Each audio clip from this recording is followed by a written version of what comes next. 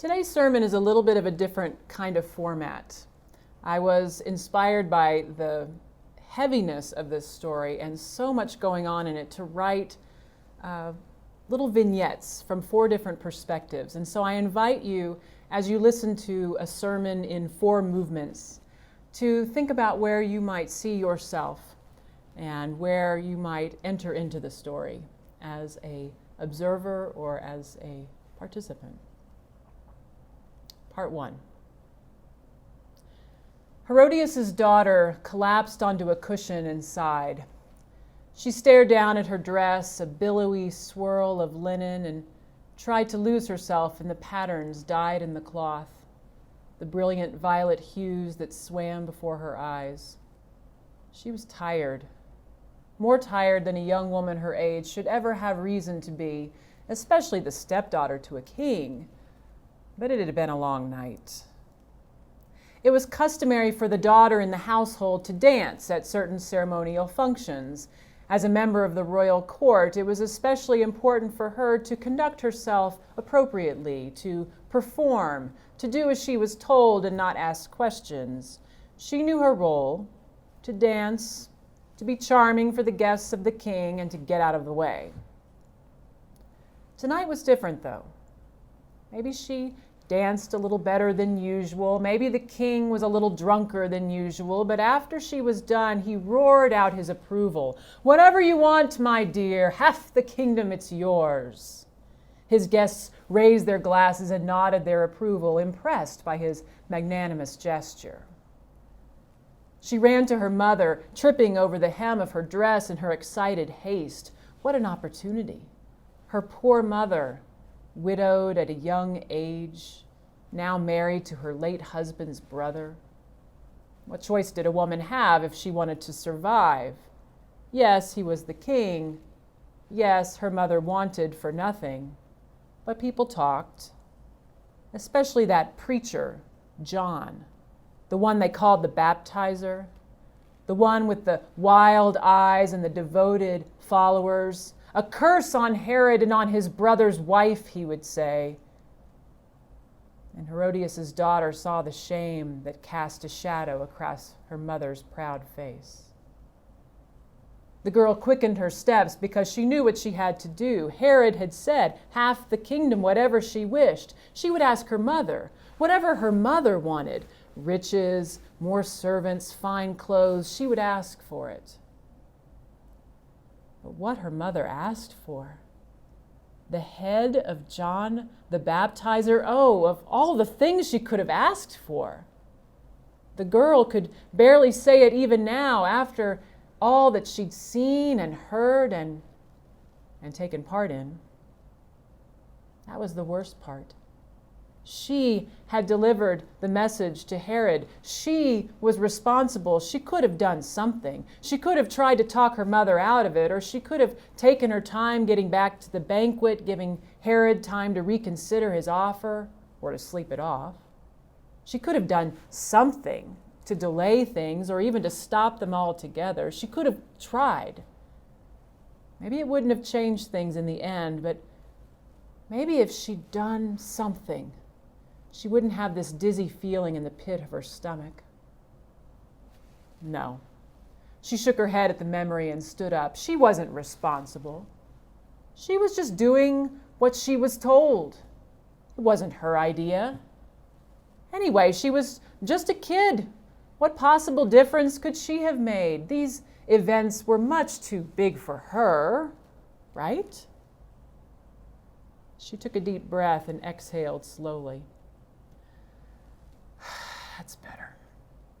Just pretend the whole thing never happened. Just go on doing what she was told and not asking questions. Part 2. Herodias folded her arms across her chest and smiled a secret smile. At last it was done. The taunting, the scolding, the voice of condemnation silenced in one brutal stroke, and finally she was at peace. It was Herod's fault, really. What kind of ruler makes such a ridiculous vow anyway? Whatever you want, even half the kingdom? How on earth had Herod made it this far as ruler of Judea with such reckless behavior? Herodias wondered. But Herod wasn't exactly the brightest jewel in the crown. Herodias almost laughed out loud, then caught herself. It wasn't becoming of a queen to cackle at the misfortune of another, but the truth was, revenge was sweet. Her grudge against John ran deep. Who did he think he was, anyway?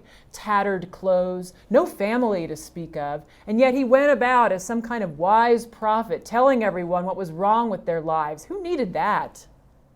She had done what she'd had to do, marrying her husband's brother, and she didn't need some homeless street preacher passing judgment on her for it. Herodias's triumphant smile soured just a little bit, thinking about her daughter, how upset she'd been once it was finished. But she couldn't dwell on that. Let's face it, she thought, the world's a nasty, violent place, always has been, always will be. One might as well make the most of it. The sooner my daughter learns that, the better.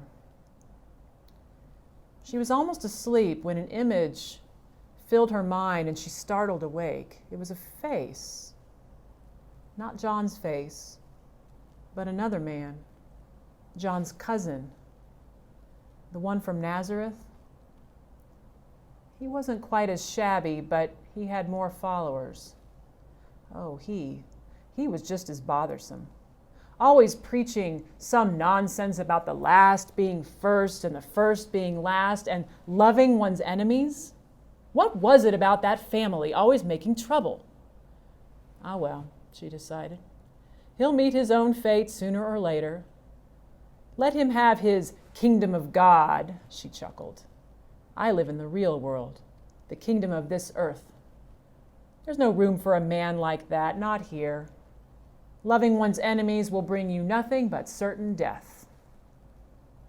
And she slept, a heavy, dreamless sleep. 3. That same night, Herod tossed and turned. Only in the darkness of his dreams could he admit it. He hadn't wanted to do it.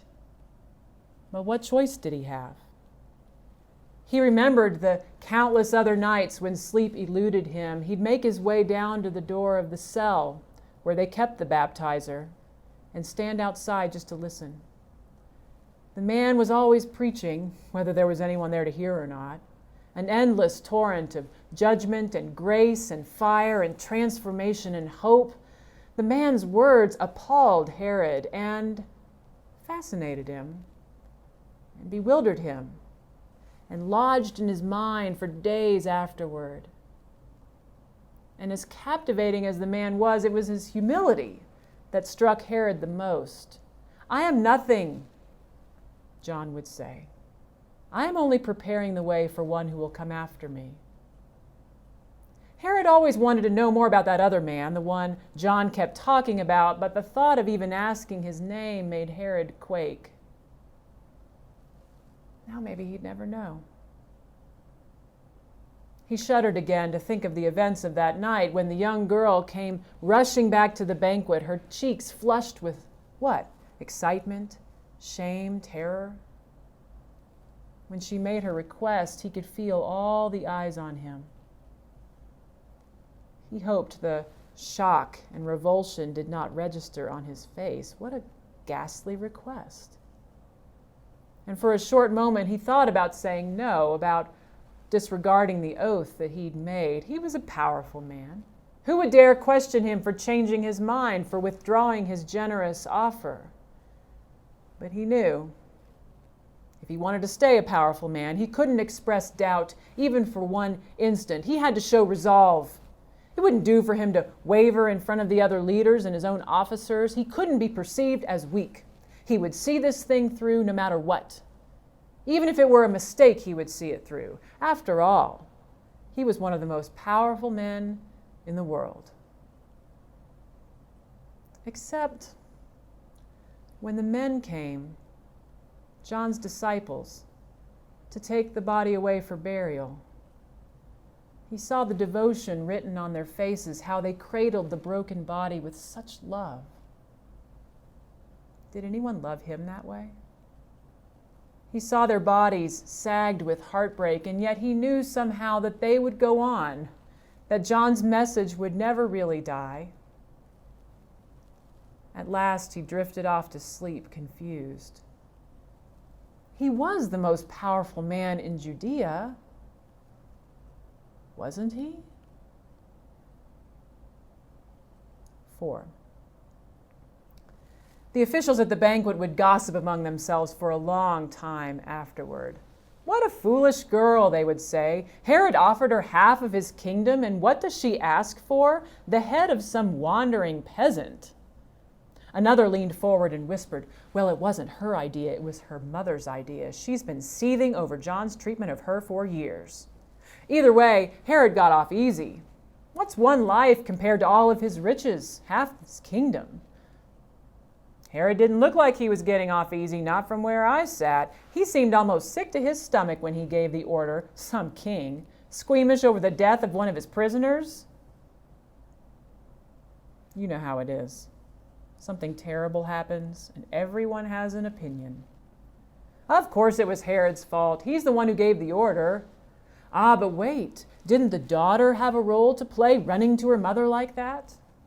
No, it's the mother who has blood on her hands. The whole thing was her idea. Hey, none of them is innocent, but that's the rich and powerful for you. And on it went.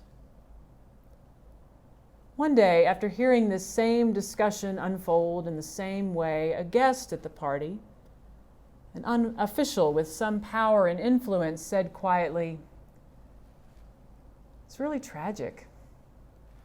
The king could have called off the execution. His wife could have showed some mercy if she'd wanted to. Even the daughter might have done something. Any one of them could have put a stop to it. They didn't. But neither did I. Neither did any of us. We stood by while a holy and righteous person suffered. Would we have been able to stop it? Maybe not.